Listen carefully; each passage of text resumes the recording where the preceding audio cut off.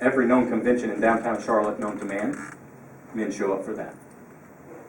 We have an international airport. Has anybody heard of the term sexual tourism? That's where American men fly to other countries to be with other women without their wives knowing. The odd thing is, I don't know how many countries there are in the world, but all of them fly here. And so our international airport has opened up a whole new customer base for the girls that are brought here. And the guys. Let me be fair to the guys. Of the 80% of the sex traffic victims, 80% are girls, right? So that means that 20% are men, or boys, mostly boys. So we have a lot of other countries that will actually fly here for our boys. You'll want to shower after tonight. So that's sex trafficking in Charlotte. Well, Bo, by the way, Gittlemans, thank you very much for flying me in all the way from Mooresville. First class. Well, that's Charlotte. You live in Mooresville. We live in Huntersville. We live in Cornelius. We live in Davidson. We don't take part of that in Charlotte. That's that 10th highest dirty city. So, because I wanted to really drive home a fact that it's everywhere, affecting everybody, I've invited, and she graciously accepted to come up and talk tonight. I'm going to bring her up if you'd like to come up now. This is Jillian Mourning. Jillian is an East Lincoln High School graduate 7 years ago, 2006-7. She used to actually attend Grace on her own, which is kind of cool back in high school. Jillian has just a horrific story, and she's an amazing woman.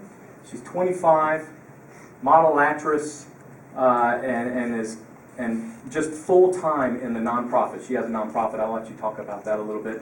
But what I want you to take a peek at is this young lady right here has teeth. She dresses well. She's professional. Straight A student. Have a beard too. 4.0 in college. All right. This is no slouch, back corner, street corner prostitute on a crack habit. All right. So what I wanted to do is bring the best example I could to the suburban myth that we're all safe. All right. Go along with it. You got as long as you want.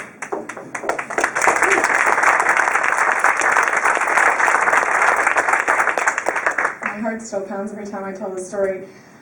It's funny just to even start back to this morning and the past several weeks at the church I go to now. I go to Forest Hill in Charlotte. We've been talking about the book of Habakkuk and all of the things that people just say, why God? Why does this happen? Why does that happen? And having trouble kind of rejoicing in those hard times.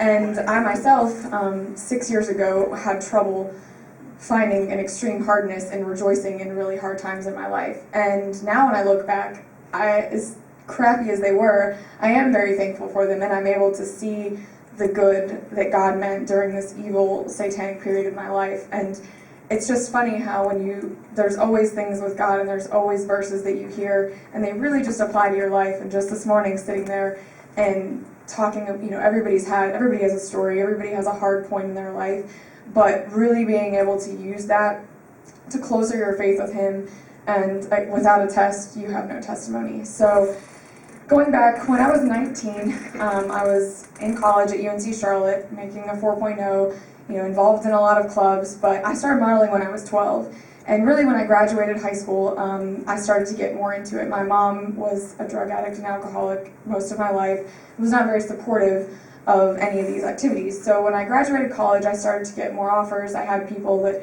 wanted to be an agent here, there, and everywhere, and I didn't really know how I was supposed to get into it. Well, one day, a model, I can now say she was probably the recruiter, messaged me and said, I have a guy who would love to meet you and help you with your modeling career, not just building your portfolio, but getting you jobs all over the country. So I met him for coffee, and he was dressed in a nice suit and tie and owned this multi-million-dollar financial hedge fund, was connected to all these people. I got to see the models that he represented. Their photos looked like they were straight out of Vogue. And, at 19 years old, not really having a whole lot of parental guidance, I was like, wow, this person can really help me capture my dreams. Well, that modeling to me is what so many other situations are to everybody else, is vulnerability. There's nothing in the world that someone isn't vulnerable to. Everybody in this room has something that they're vulnerable to, whether it's getting a better job, better relationship, more money, just success. There's something that everybody wants and desires that you really are like, I'll do anything to make this happen. Even finding a job now with, the unemployment rate being higher.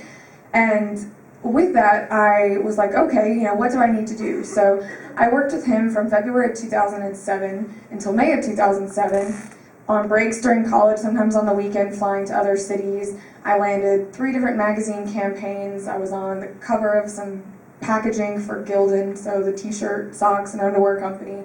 And I was starting to get all these jobs, and I was like, wow, I am 19 years old, getting good grades, living a normal life, but also making my dreams happen. And never in a million years did I think, oh, this person is just trying to groom me or build my trust or is going to take advantage of me. I'd actually told my dad that I saw him like a father figure to me.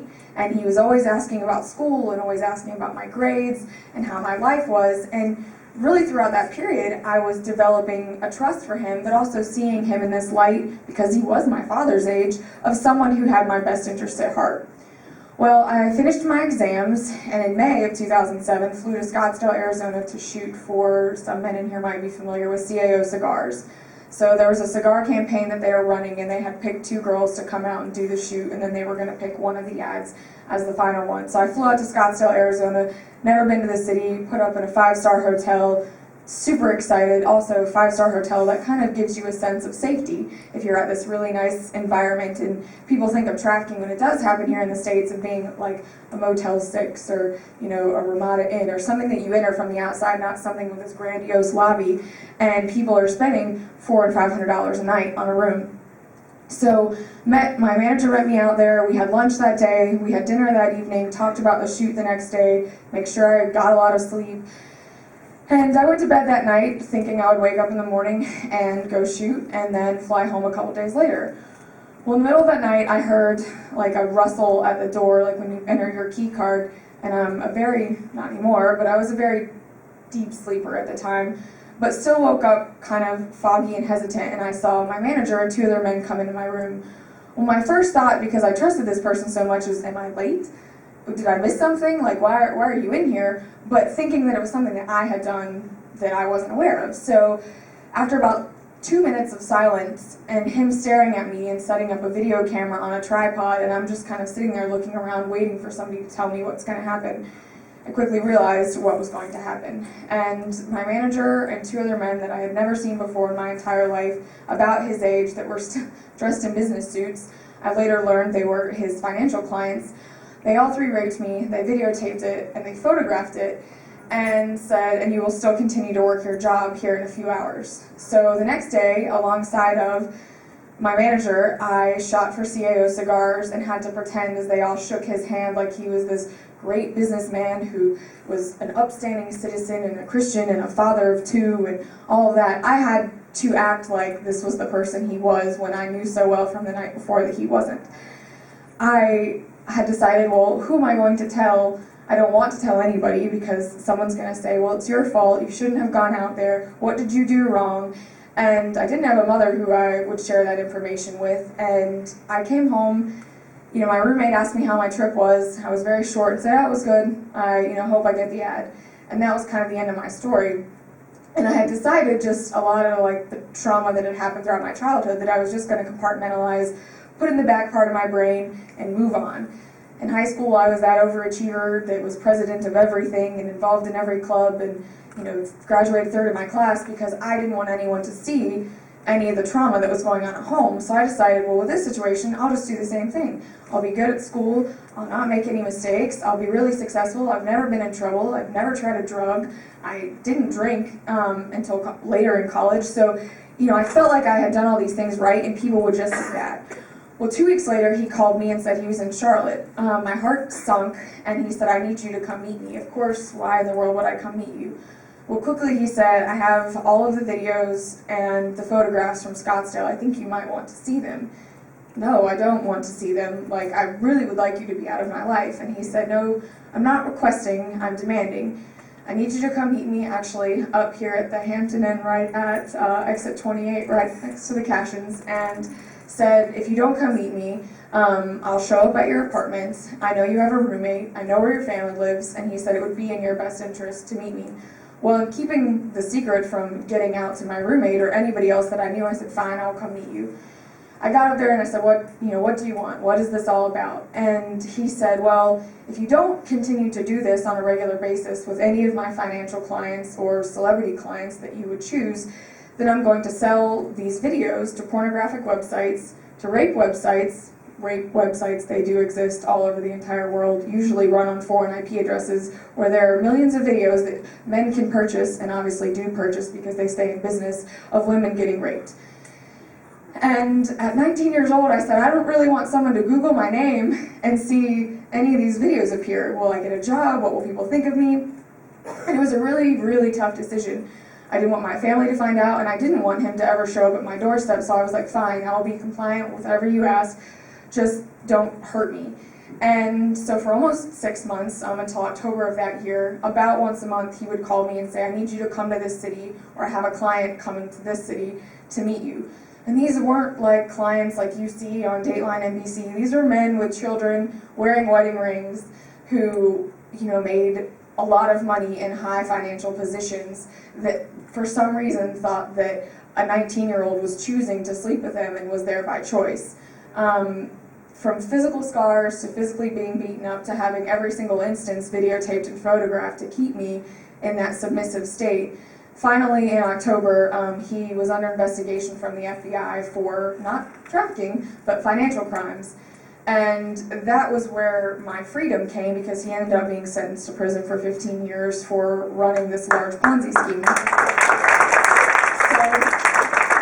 at that point, I was like, wow, I have my freedom. Well, we live in a free country, but when you have somebody that has the ability to hurt you, knows everything about you, knows where you live, is in a very powerful position, you are essentially enslaved. And I finished college, graduated with a 4.0, 2 majors, a minor, lived abroad.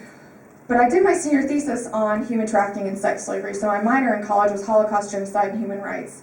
And I lived in Germany for a while. I saw it all over Eastern Europe when I traveled. And never once did I think that was me. So I completed almost a 60-page thesis on this issue, but it was all based in Europe, and in Asia, and in Latin America, and everywhere else where it happens. And to me, I just got stuck in a really crappy situation that I didn't know how to get out of. Well, almost a few months after, so actually to the day, it was 2 years ago this May, but I was doing research on the internet because I didn't know originally how long he'd been sentenced to prison, and I felt like if I saw that he was sentenced for a really long time, as bad as that is, I would get joy out of his pain being in there. And I was reading an article online, and it below said, I hope it comes out about the sexual predator, molester, and trafficker that he is. So that was my aha moment, oh my gosh, wait a minute, that's me. I've studied this, I've seen it, and I've lived it, and never really realized it. Well, that was a really hard word to read, because A, I felt stupid that I had never made the association, but B, all of this time that I had been putting these memories to rest, they all just came flashing back. And I was living it, I was seeing it, I was hearing it, I was smelling it, I was having flashbacks, I didn't want to sleep, I didn't really want to do anything. Well, I continued to read down the thread, and there were probably about 10 different girls anonymously with internet IDs saying that the same thing had happened to them, and that he had profited over $13 million off of selling models. One guy, $13 million. There are traffickers and pimps in Charlotte making over $1 million a year tax-free by selling women.